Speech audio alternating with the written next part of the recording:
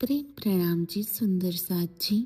વેદ, મહાભારત અને સંતોના મતે મધુર વાણી એ જીવનનું સર્વોચ્ચ ઘરેણું છે. સત્ય, પ્રિય અને હિતકારી બોલવું એ વાણીના મૂળભૂત ગુણો છે.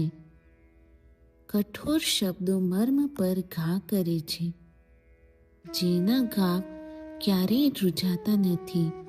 તેથી વિદ્વાનોએ મૌન રહેવું કે મીઠું બોલવું હિતાવહ ગણ્યું છે.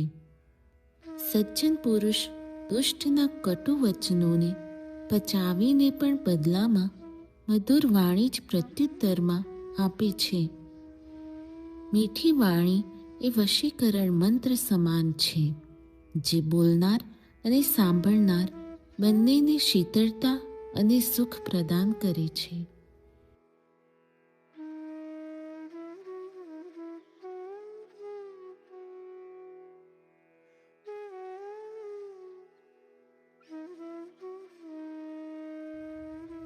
વેદનું કથન છે કે હું મધુની સમાન મીઠી વાણી બોલું અને મારું હૃદય પણ મધુની સમાન મધુર થઈ જાય. હું મધુની સમાન મીઠી વાણી બોલું. વાચા વદામી મધુમત ભૂયાસમ મે મધુ સદૃશ મધુમતી વાચમુદેયમ. અથર્વવેદ. મહાભારતમાં વાણીના સંબંધમાં કહેવામાં આવ્યું છે કે વ્યર્થ બોલવાની અપેક્ષા મૌન રહેવું સારું છે. આ વાણીની પ્રથમ વિશેષતા છે.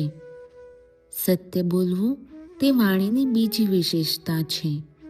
પ્રિય બોલવું તે વાણીની ત્રીજી વિશેષતા છે. તથા ધર્મના અનુસાર બોલવું એ વાણીની ચોથી વિશેષતા છે.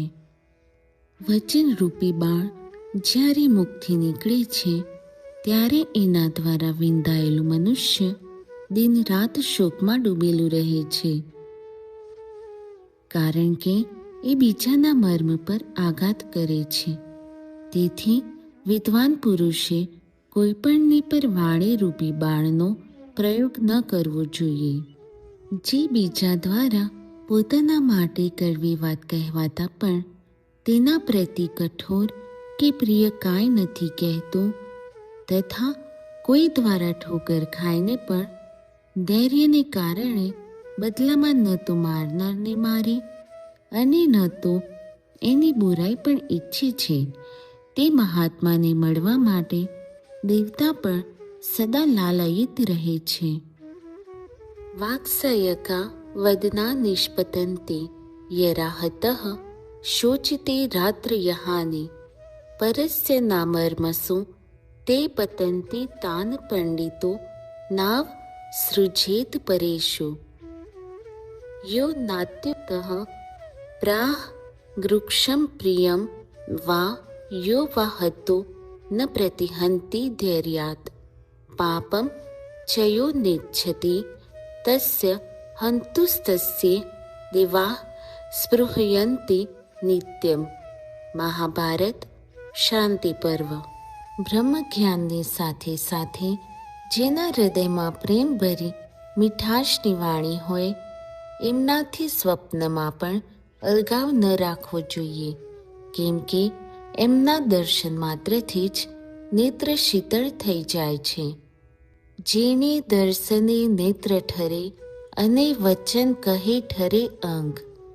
અનેક વિઘ્ન જો ઉપજે પણ મૂકીએ નહીં સાધ સંગ.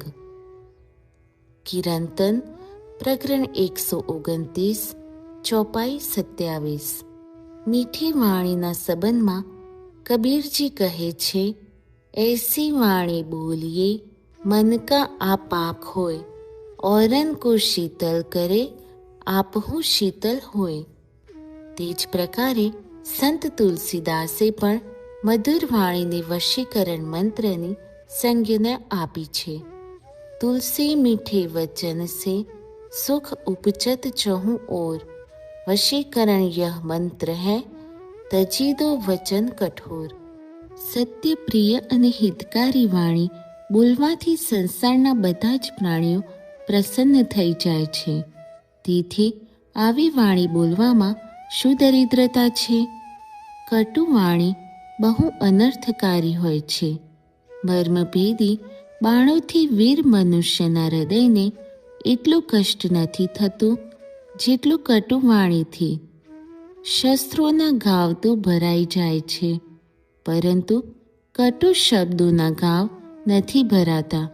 જો કોઈ કઠોર અને વૃક્ષ વાણી પણ બોલે તો પણ આપણે હંમેશા મીઠી વાણી જ બોલવી જોઈએ, કેમ કે જેમ મેઘ ખારું પાણી પીવે છે તથા એને મીઠું બનાવીને વરસાવી દે છે, તે પ્રકારે સજ્જન માણસ દુષ્ટોના કઠોર વચનોને પી જઈને ફરીથી એને મીઠા બનાવીને જ બોલે છે.